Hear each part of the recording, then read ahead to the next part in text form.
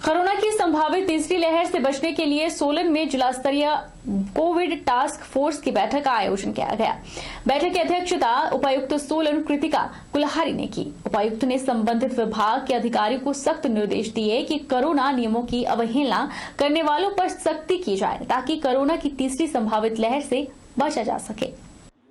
सोलन उपायुक्त कृतिका कुल्हारी ने कहा कि लोग वैक्सीन लगाने के बाद मास्क का सही से प्रयोग करें और 2 गज की दूरी को अपनाएं ताकि तीसरी लहर से काफी हद तक बचाव हो सके। साथ ही मानसून के दौरान आने वाली आपदाओं से निपटने के लिए भी उपायुक्त ने अधिकारियों को निर्देश दिए और भूस्खलन या किसी भी तरह की आपदा से बचने के लिए तैयार रहने को कहा।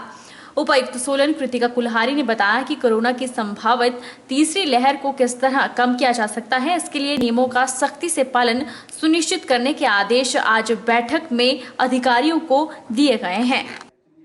आज हमारी मीटिंग थी कोविड की जो डिस्ट्रिक्ट टास्क फोर्स है उसमें बाकी भी जो इम्पोर्टेंट डिपार्टमेंट्स थे जिनका इसमें सहयोग रहता है उन्हें भी बुलाया गया था। फील्ड से भी ऑफिसर्स आए थे। उन सबको ये डायरेक्शन दिए गए हैं कि वो कोविड की जो भी अगर नियमों की अवहेलना हो रही है तो उस पर सख्ती दिखाएं।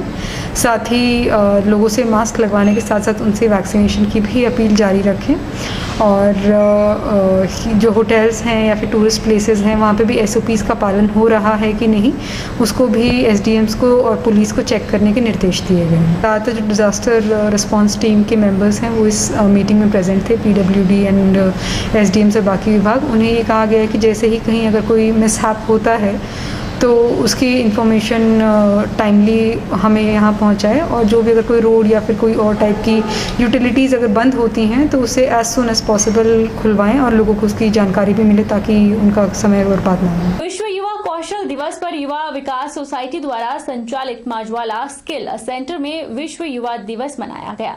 कौशल विकास निगम निदेशक मनीष शर्मा ने विशेष अतिथि के रूप में शिरकत की। उनके साथ भड़ोली पंचायत के प्रधान भी उपस्थित रहे।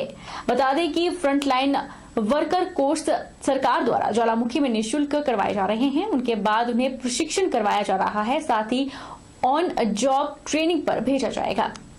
माजवाला स्किल सेंटर निदेशक नवरत्न गुप्ता ने बताया कि विश्व कौशल दिवस पर प्रधानमंत्री कौशल विकास योजना द्वारा संचालित माजवाला स्किल सेंटर में एक छोटे से कार्यक्रम का आयोजन कोविड को ध्यान में रखते हुए किया गया, जिसमें माजवाला स्किल सेंटर की छात्रा प्रतिभा ने स्वागत भाषण दिया और विश्व कौशल युवा दिवस के बारे में संस्थान में पढ़ रहे बच्चों को जानकारी दी। वहीं कौशल विकास निगम के निदेशक मनीष शर्मा ने बताया कि युवा राष्ट्र की रीढ़ की हड्डी होती है और युवाओं पर ही राष्ट्र की तरक्की निर्भर करती है। युवा जो कुछ भी अभी सीखेंगे वह उनको उम्र भर फायदा देगा। इसलिए युवा हुनर सीखे, आत्मनिर्भर बने और देश की तरक्की में अपनी भागीदारी निभाए।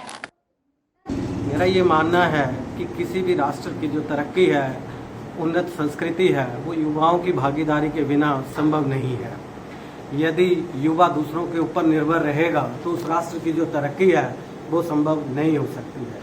मेरा युवाओं से विशेष आग्रह रहेगा कि आज के दिन को संयुक्त राष्ट्र महासभा ने वर्ल्ड यूथ स्किल डे के मनाने का पीछे सबसे बड़ा कारण ही ये है कि ये जो युवा हैं ये हर राष्ट्र की रीढ़ की हड्डी हैं।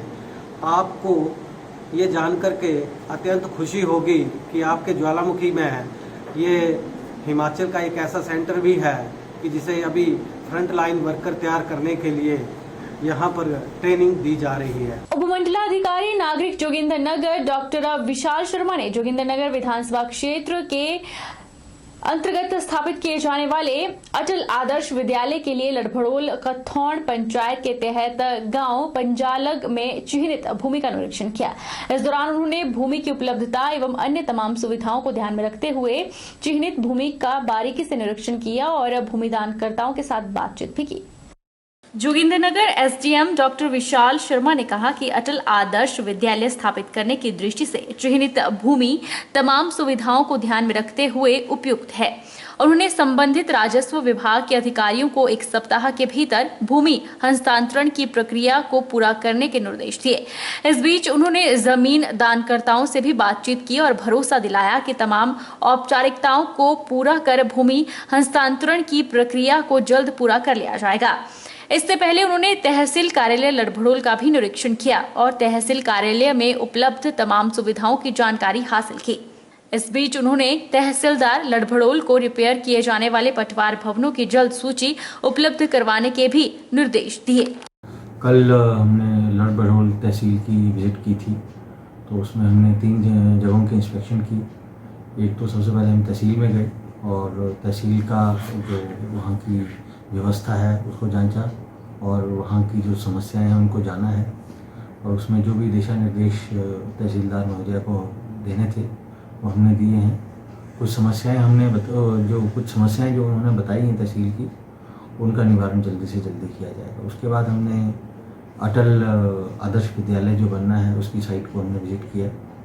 जिन लोगों ने लैंड डोनेशन करने की बात की है उनसे भी हमने मुलाकात की और वहाँ पे मौके पे रेवेन्यू के ऑफिशियल्स को भी बुलाया था, और प्रॉपर जांच करने के बाद हमने वहाँ पे जो तहसीलदार हैं और जो वहाँ के स्कूल के प्रिंसिपल हैं, हमने उनको बोला है कि आप लोगों से बातचीत करके 1 हफ्ते के अंदर अंदर ये लैंड जो है वो शिक्षा विभाग को गिफ्ट डीड करके ट्रांसफ़र करने की कार्रवाई करें।